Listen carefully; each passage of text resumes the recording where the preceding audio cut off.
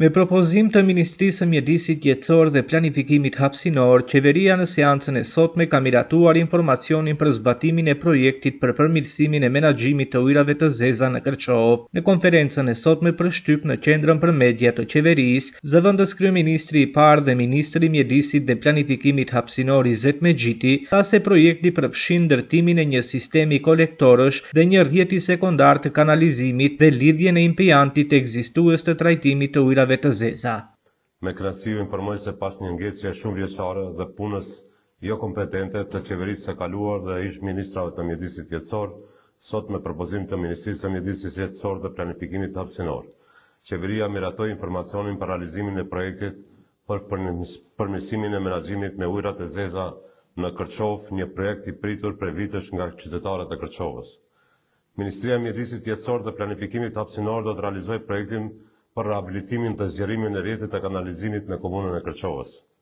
Projekti përfshin ndërtimin e një sistemi kolektorësh dhe rrjeti sekondar të kanalizimit dhe lidhjen me stacionin ekzistues të pastrimit të ujrave të zeza, mbrojtjen e mjedisit dhe përmirësimin e infrastrukturës. E ndërmorëm këtë hap sepse qytetarët e Kërçovës e meritojnë këtë projekt. Për shkak të problemeve të konstatuara që në fillim me organizimin dhe kapacitetin e realizuesit, u detyruam të ndërpresim kontratën me realizuesit të cilët përkundër paralajmërimeve dhe takimeve të shumta nuk treguan përparim të dukshëm.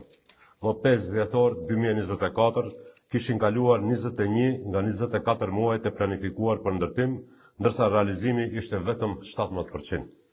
Ministria e Mjedisit Jetësor dhe Planifikimit Hapësinor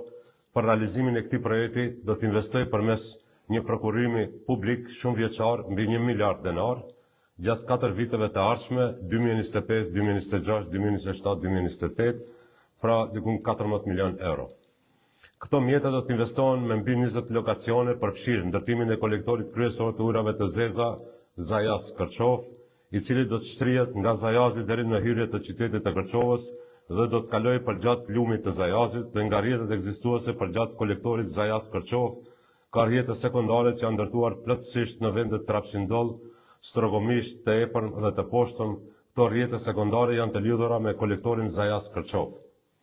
Është planifikuar ndërtimi i një kolektori kryesor të ujrave të zeza Zajaz Kërçov me një gjatësi prej rreth 11 km. Duhet të pranojnë ujrat e zeza nga vetbanimet Zajaz, Greshnic, Strogomisht, të epër dhe të poshtëm, Kolibar, Dllapindoll dhe Trapshindoll. Ujrat e zeza nga kolektori i Zajazit Kërçovës shkojnë në stacionin e trajtimit dhe pastrimit të ujrave të zeza. Këto mjete i siguruam sepse fondet e parashikuara IPA në kuadër të programit operativ sektorial për mjediset dhe veprimet klimatike për periudhën programore 2014-2020 tashmë nuk do të mund të përdoren për shkak të ndërprerjes së kontratës për mos realizimin e detyrimeve nga ana e realizuesit, siç theksova për shkak të dështimeve të qeverisë së kaluar. Gjithashtu, dua të informoj se për shkak se fondet IPA nuk u shfrytzuan në kohë për shkak të realizimit të dobët nga ana e realizuesit, ato fonde janë humbur.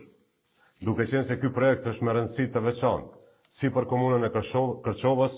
ashtu edhe për funksionimin e duhur të stacionit ekzistues për pastrimin e ujrave të zeza, Ministria e Mjedisit Jetësor dhe Planifikimit Hapësinor propozon që ndërtimi i mëtejshëm, respektivisht realizimi i pjesës së mbetur të projektit, të vazhdojmë me mjetet tona nga buxheti i Republikës së Maqedonisë së Veriut.